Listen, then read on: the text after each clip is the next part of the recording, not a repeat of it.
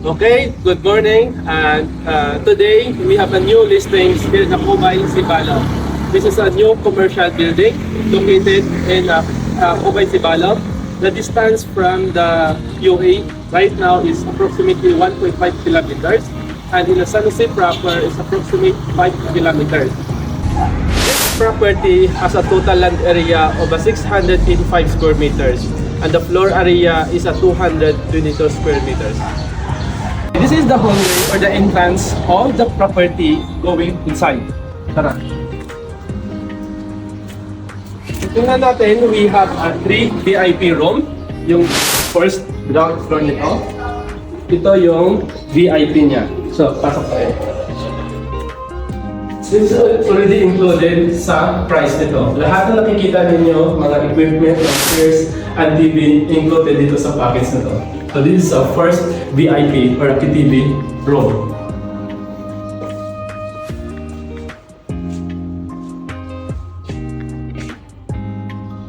Punta tayo sa second KTV room. Dito yung second KTV room natin, medyo magulo lang kasi yung mga gamit ng owner dito nilagay. Pero ito, yung second room natin. Yung pangatlo na KTV room na you can use or pangalan agad, this is a KTV 3, number 3. So ito yung load nito. So included na for the TV, kung gusto nyo kumanta with your barkada, with your friends. So this is the best room na pwede nyo kayo makapag-rent. Ito yung utility natin. So dito lahat ng mga gamit for cleaning, dito nilagay ng mga owner. Toilet and bath. Yun na, separate yung babae at sa lalaki at meron din na PWD. Ito yung room para sa lalaki. So, meron siyang sariling toilet and bath. So, medyo madali. So, ito na yung toilet and bath pang lalaki. And, tingnan natin about sa naman pang babae. So, this is the toilet for the girls. And for the PWD, right naman siya. Okay.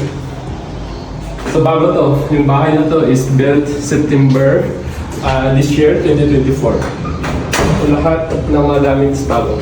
Yung washing area natin. Na coffee business, traditional na ngayon, which is included dito sa ating package natin. So kung nakikita natin is included yung mga chairs, at yung mga tables natin. And then yung mga kasama na to, included na to sa package na binibenta ng owner. So ito yung business ng coffee shop business nila. Which is you can use or you can pwede mo naman ma-apply agad sa business. Kung gusto mo ng coffee shop or restaurant, pwede mo siya ma-gawin. So lahat ng mga gamit na kita ninyo included sa property.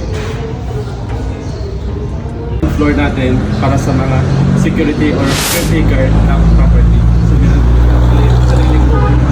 Tara, pasok tayo sa taas ng building. Ito yung stairs papunta naman sa taas.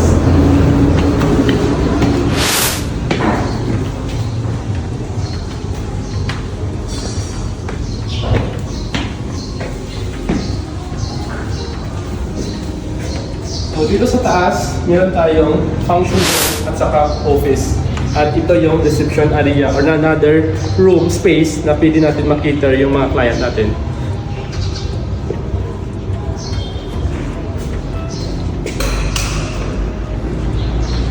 So yung function room, this is occupied with 15 to 20 persons dito.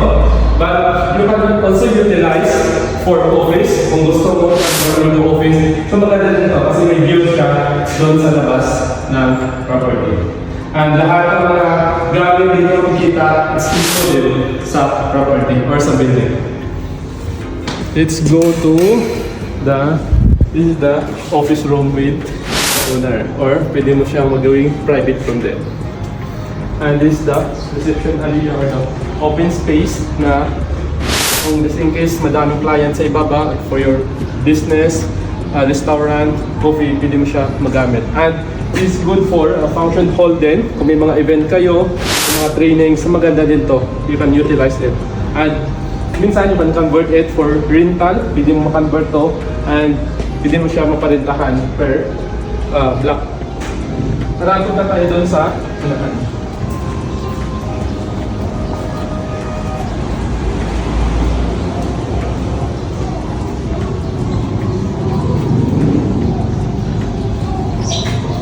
So open space, yung thing ng owner nito is industrial.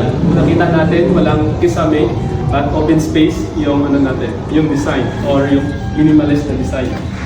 So this is the exit part. So, tara, punta tayo sa exit.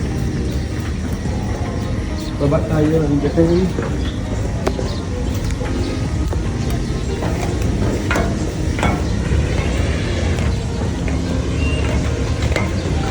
Yan yung kabuuan ng property ng yung building.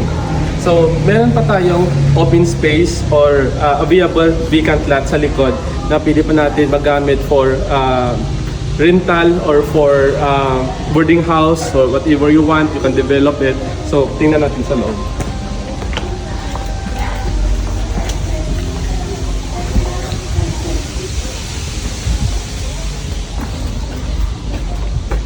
This is an open space na hindi pa natin magamit for another building.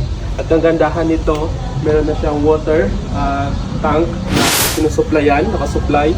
And tambak na, no need na natambakan. At maganda dito, yung wall is concrete. Solid yung ginamit nito. And so yun, safe. At saka yung drainage naman dito, meron ng siyang screening na kumbaga yung lumalabas is malinis na talaga siya. So wala na kayong problemahan pa sa improvement nito. Parang pwede nyo na magamit kung ano na yung gusto nyo sa business na to or sa building na to. Okay, that's it. Thank you for watching, and hopefully if you want to inquire more, you can message us below or contact us on our page. Thank you.